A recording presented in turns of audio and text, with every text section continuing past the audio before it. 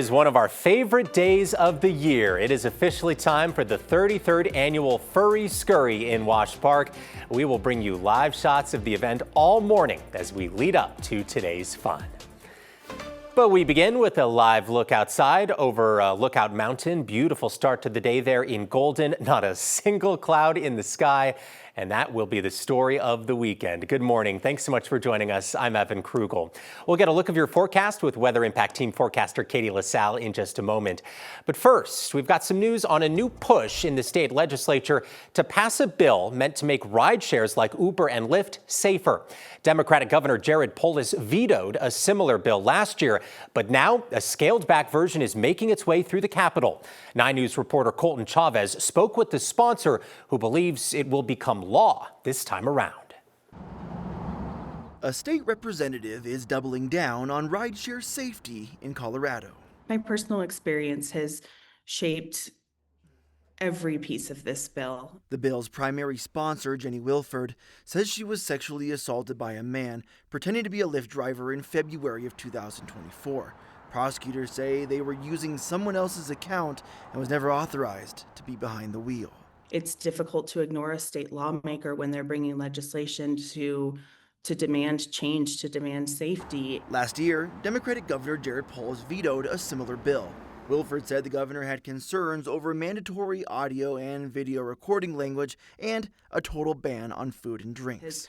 We're not moving goods when, people are using this app. Like, we are moving human beings. This version makes compromises, allowing factory-sealed food and drinks and making audio and video recordings optional for both the rider and the driver. The bill that is in front of the legislature this session is the product of, well over a year's worth of stakeholder conversations and negotiations with everybody involved. House Bill 1424 would still require background checks on drivers twice a year, and for the first time, require Uber and Lyft to publicly report how many sexual assaults, physical assaults, and deaths happen on their platforms. The public has a right to know. After fighting this battle once before, Wilford believes she now has the support she needs. I'm confident that the governor will sign the bill. When the governor vetoed last year's bill, he argued the legislation could have led to rideshare companies leaving the state. In a statement, the governor's office told us they're, quote, encouraged by the progress made since last year. It is 8:02 and we are waking up to a really gorgeous Saturday. Happy weekend, everyone. Here across Colorado today, not a lot of cloud coverage. This morning, it was chillier stepping out the door. We were in the upper 30s, but now high 40s returning. If you're heading out to Washington Park, 51 degrees by 9 o'clock. Calm winds, clear skies. 11 will already be in the low 60s. Temperatures today slightly above average from the mountains to the plains.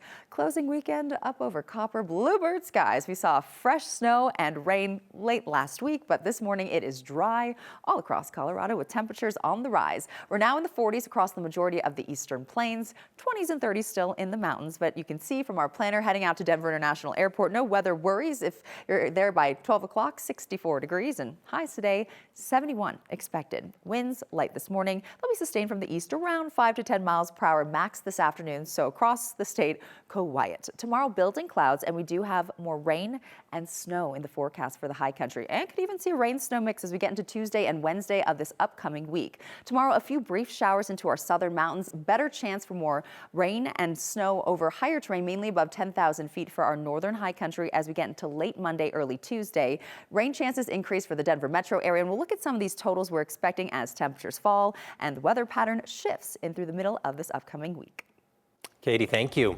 A years-long project to bring bus rapid transit to Colfax has now entered Aurora. Yesterday, city officials held a groundbreaking ceremony for the project as it began at Yosemite going east to I-225. The work started in fall 2024, and until now, it's been on the Denver side of the street. In the end, the project will convert the middle of the road to a designated section for bus riders to get on and off safely. The goal is to improve safety and traffic flow. Construction on the project is expected to finish next year. There are some new rideshare scooters in Denver you might have seen starting yesterday. A company called Vio started rolling them out. Earlier this week, the city council approved a 3-year contract with Vio to replace scooters and e-bikes that were rented out by Bird and Lime. This was a process delayed a couple of times because council members at first couldn't see the contract and then didn't have enough time to read it. The mayor celebrated the rollout yesterday, arguing there should be less clutter because Vio has technology that requires their scooters to stay downtown and be dropped off in certain locations. And there's another safety function designed to protect riders and also people walking on sidewalks. We have technology on these that will now make it possible for you to be notified and stopped if ever you're on a sidewalk so they know you cannot ride in that location.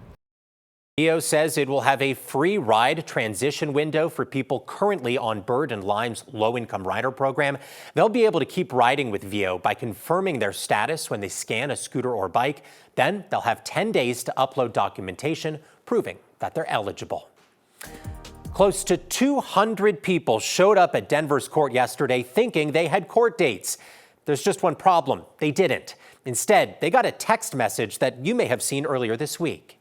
Some lady stopped me and told me, hey, they're having a scam, but still, we want to do our diligence and still make sure that I'm following up to see if I have a ticket or not. Take a big pause. Read it thoroughly.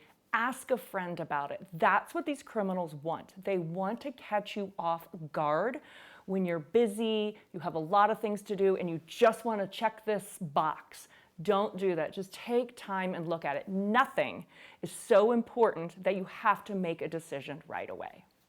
A lot of people got this text message. This all turned out to be a fake court order saying that someone hadn't paid a ticket.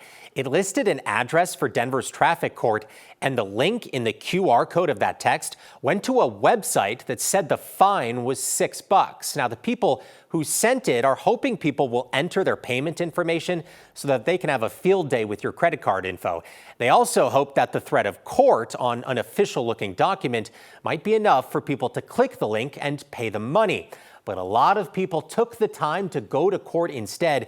There were so many that the guards here had to put out this sign on the door, warning of the scam.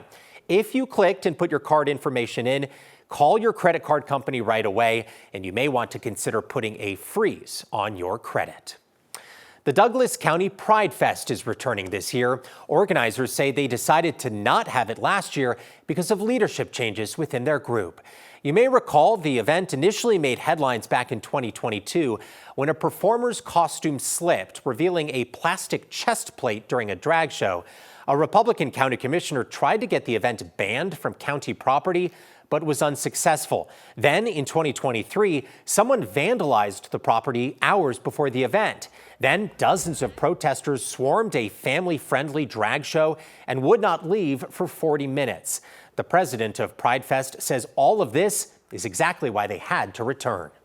It's important that we have this presence, that we show all the support that's out there so that people realize they are supported and that the county is changing with respect to that and is being more open and visibly open to being a welcoming county.